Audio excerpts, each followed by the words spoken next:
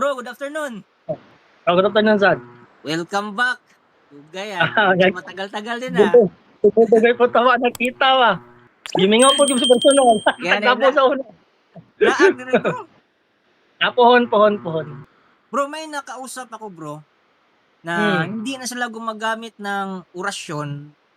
Kumbaga, nagme-meditate sila tapos nakausap nila yung gabay nila. So yun na yung humuhuli sa mga mangkukulam. Tapos pag namamarusa sila, sasabihin na lang nila tulad ng apoy, kidlat, ganun. Sasabihin na lang tapos ihip. Wala nang orasyon. Okay. Sige, no. Napakaganda ng tanong mo, no. Highly appreciated yan. Napakagandang sagutin. So, sa sagot na, isasagot natin this time, maaring masyadong napaka-rude or napaka-patama. Kasi, alam mo bakit, brother? Ganito yan. Ihalin tulad natin sa mga Katoliko na kagaya ko na sumasamba sa mga tinatawag na santo o nag-idolize tayo.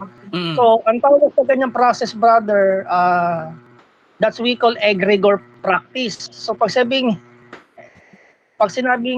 ganyan na egregor, nakakalikha tayo ng inner core spirit na tayo lang ang nakakaalam. Tayo lang kumbaga tayo lang nakikipag-communicate. Diba? So parang thought form din. O iba din yung thought form. Exactly, tama. Kasi the thought form is equivalent of egregor. Sa lakas ng paniniwala mo, sa lakas ng inner core belief in faith mo, nakakalikha ka ng isang enerhiya na nagpo-form siya sa isang spirit. Ikaw ang susundin yan. Pero may disadvantage yan, brother. Ego ang nagdadala dyan. Yan ang ginagawa ng mga mag-aanting ngayon. Kaya marami nagsasabi na babaliw daw pero hindi. May sikreto sa ginagawa niyan. Sa pinaka-inner niyan, egregor yan. Egregor pala yan. Yun nga lang, may disadvantage. Pag nasira ang ego o natapakan ng ego ng amo, yung gumagawa ng ganyang practice, madaling masira yan. Nawawala na po. Ganon ka-sensitive ang mga thoughts form ng egregor. Kasi bakit? Dumidepende ang egregor sa ego mo. Kung na-maintain mo ang ego mo, maintainable din yung egregor na hinahawakan mo. Pero once na masira ang ego mo, naglalaho na parang bulayan. Ganon ka siya ka-sensitive ang egregor spirit. Pag naglaho bro, pwede ka pang gumawa ng bago o hindi na? Mahirap mo bro, kasi bakit? Yung mga taong matataas ang ego belief nila, pag nasira ang ego nila at na-trigger sila, brother, nagkakaroon to ng trauma. Hanggang sa nasisira sila ng faith, yan ang pinagmula ng tinatawag na delusion. So parang parang nadi-discourage na, parang na-frustrate, parang ma-depress na sila pag nasira yung... Yes, depression. Oh yes, kaya hindi natin maiiwasan bakit may mga nasisiraan ng bait. Yung iba, sinasapian na daw sila ng Santo Niño or something what. Yan yung nagiging consequence ng egregor na pag iniwanan sila, wala. Something na nowhere to run sila, wala silang matatakbuhan, wala silang kasi yung practice nila eh. Kasi bakit? Pag naniwala sila sa mga Latin or mga idols, mga anting-anting, ang nasa isip nila, mahina silang nilalang. So, ang ginagawa lang nila na, kasi bro, may tawag sa ganyang concept eh. Dalawa kasi ang concept natin sa spiritual. Merong tinatawag na emotional belief at yung tinatawag na repentance belief. Pag kasi sinasabing repentance bro, for the Bible yan. Very sacred yan. No? Ibig sabihin, lumapit ka sa Biblia o nagbalik loob ka sa Diyos pero hindi sa ganyan layunin. Di ba? So, na-realize mo na may mali ka, na gusto mo na magbago, pero hindi sa ganyan dependable na porkit lang nasa spiritual ka, magbabago ka na ba? Manggagamot ka na, doon ka lang ba tutulong? Mali yun. Sala yun. Marami akong nakausap na ganyang baguhan. Sa TikTok, maraming ganyan. So, pag sinabing emotional belief, sumasabay ka lang sa uso. Yun ang masakit. Hindi nila matatanggap yan. Ang sakit nun. Hindi nila kayang tanggapin yan. Kasi ang lagi ng pasubali, galing sa magulang ko, na mana ko. Bakit ngayon lang lumabas yan? Dapat noon pa, nung hindi pa usong label ng pag-spiritual. Kung tanggalin natin ang label ng pag-spiritual mo, ano tawag sa kanila? Normal na tao. Mm. Di ba? Tama. Galing no? Ang galing no? Oo. Kasi bakit ngayon ka lang natuto? Simulang nauso yan. Bakit noon pa hindi? Kung Oo talagang nga eh. tinawag ka. Usually lumalabas sila during pandemic. Nung pandemic, oo, naging boom yan. Oo, naging booming siya. Bali, Oo, naging boom. mm, So, sa out of 10, 3 lang dyan ang tinatawag na repentance. Lang na 3 lang ang tunay at the rest sa 7 na yan is nakisabay lang. Yun ang masakit dun, brother. yung nga, Hindi nila alam ang ginagawa nila. yung iba gusto lang Wala gusto magkaroon ng papel sa mundo. Oh, yun nga. Tapos, ang kanilang dahilan, keso ano pa yan, keso ganito yan, basta nakakatulong ka. Ang tanong, yung process sa pagtulong mo, ligtas bang tinutulungan mo? Hindi. Ah. Kung sa Kasi egregor, bakit? bro, totoo ba na nakakatawag talaga sila ng na Totoo, bangko? bro. Totoo, egregor. Totoo, egregor. Part Mm, na sumunod yan. Pero inner self-belief lang yan. mga ginagamit nilang pamarusa na wala ng orasyon, so galing pa rin yun sa egregor o sarili nilang energy. Oo, namamanifest nila. Namamanifest nila. Mm. Example, ganito. Kumanda ka, di ba? Ito, tikman mo to. Espada ng Metatron. So, hindi ba nauubos ang sarili nilang energy diyan or spiritual energy? Bro, nade-drain sila. Nakaka-drain yan. Nakaka-drain. Kasi ikaw ang source ng egregor. Kasi yung egregor, ikaw yung nagfi-feed ng egregor eh. Ikaw yung nagbibigay ng energy. Kumbaga, ikaw ang ponto na siya ang poder mo. So, wala kang tawag dyan. Hindi kaya magresulta yan sa mas mabilis kang tumanda kasi Exactly, brother. Exactly. kasi life force mo nung naubos eh. Pag life force na naubos sa'yo, ikaw pinapakinabangan ng egregor. Pero hindi mo alam yan. Kasi wala kang tamang practice eh.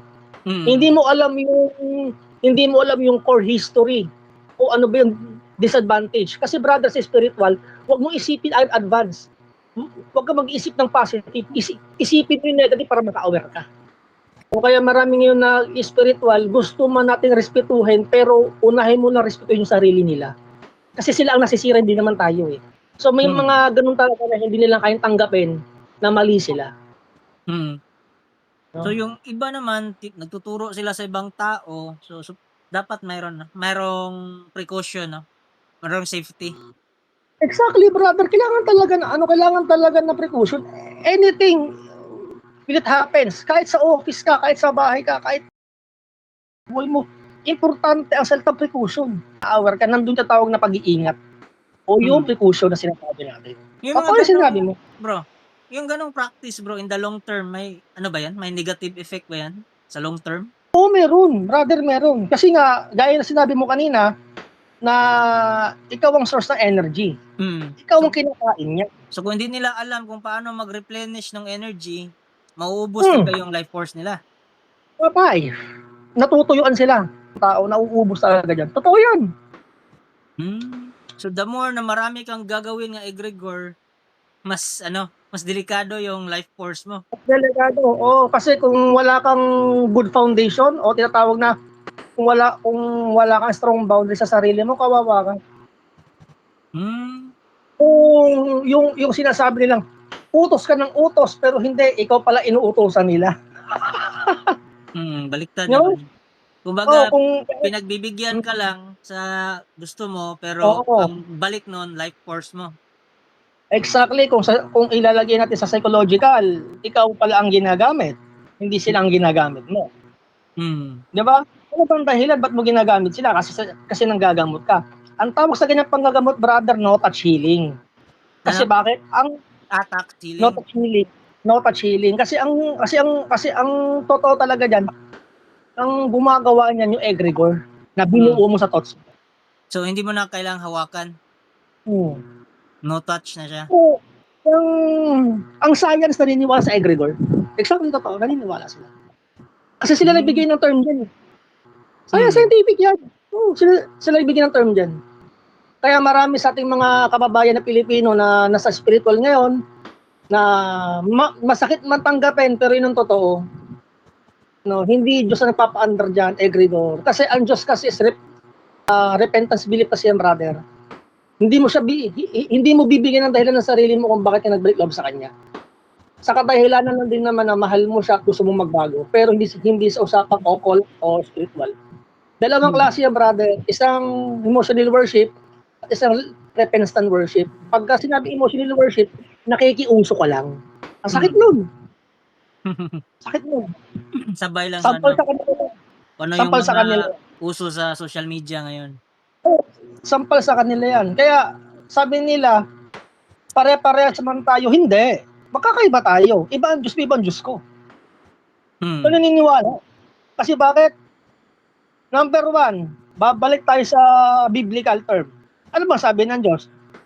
Sambahin niyo ako sa kadahilanan kayo ay nilikha ko. Hindi niyo sambahin niyo lang ako kasi gusto niyo maging manggagamot. Di ba wala sinabing ganon? Oo. Kasi Di ba? yung Doon iba, lang tayo.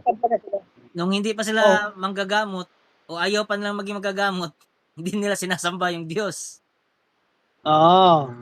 Di ba? Doon lang So, sila tumamba nung ano na. Kailangan din natin, brother, maging prangka kasi hindi natin pwede sakayin yung ginagawa ng iba.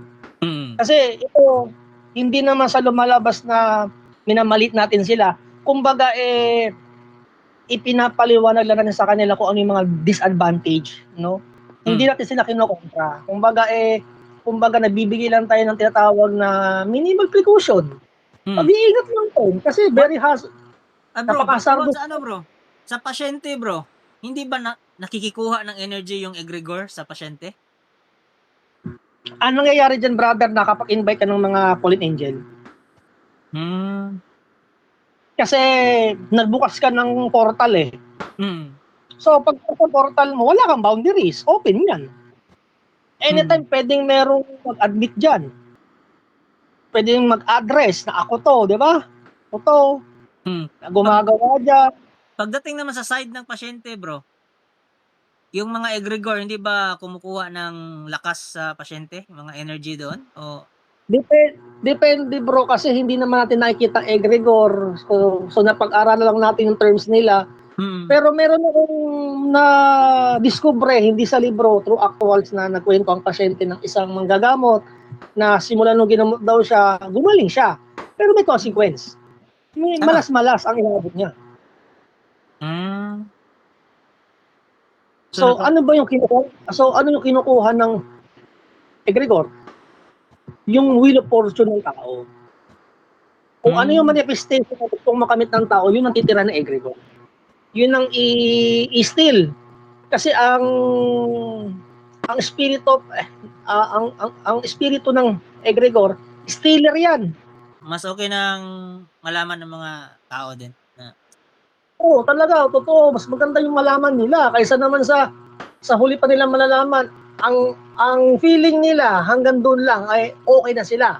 Malakas na. Pero ang nangyayari, brother, nagiging nagkakaroon ng imprisonment.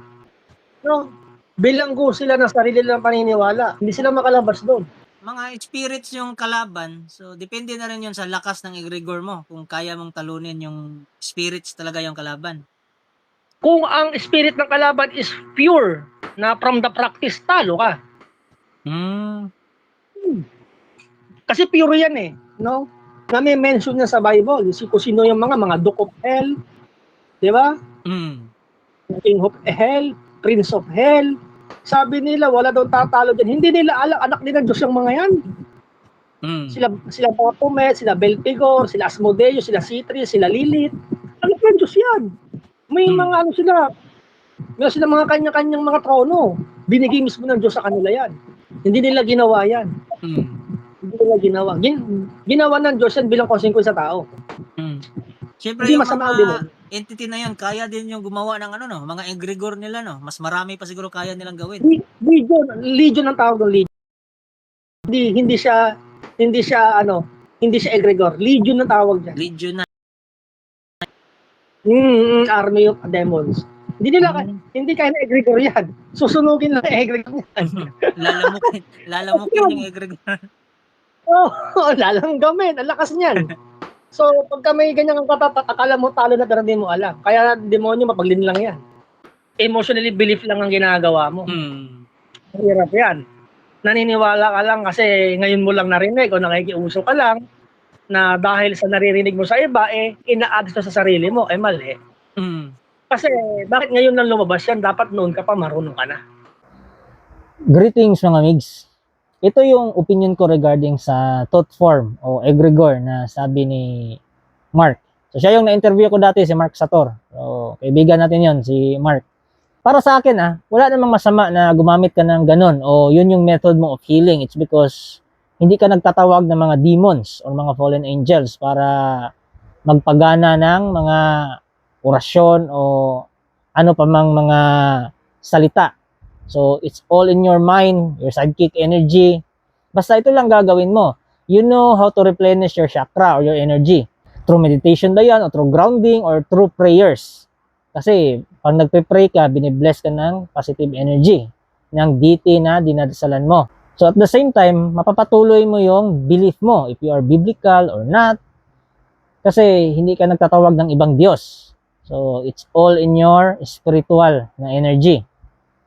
At ito rin, sabi ni Mark na pwede kayong mag-open ng portal o kapag-invite ng fallen angels sa mga ginagamot nyo. So, for safety purposes, so yung ginagamot nyo, lagyan nyo ng pangontra like Saint Benedict Medal o anumang mga amulets na pwede mag-protect sa kanila. At kung alam nyo kung paano isil o isirado yung katawan nila para hindi sila masapian ng ibang mga nilalang, gawin nyo bago kayo umalis sa lugar na pinuntahan nyo or bago nyo paalisin yung mga pasyente na ginagamot ninyo. So para sa akin, okay lang sa akin, wala namang problema yung ganong method kasi hindi ka nagtatawag ng ibang spirits dun At mapapatuloy mo pa yung pag-worship mo kay God. So yun lang po mga migs, kita-kits sa next topic. Thank you.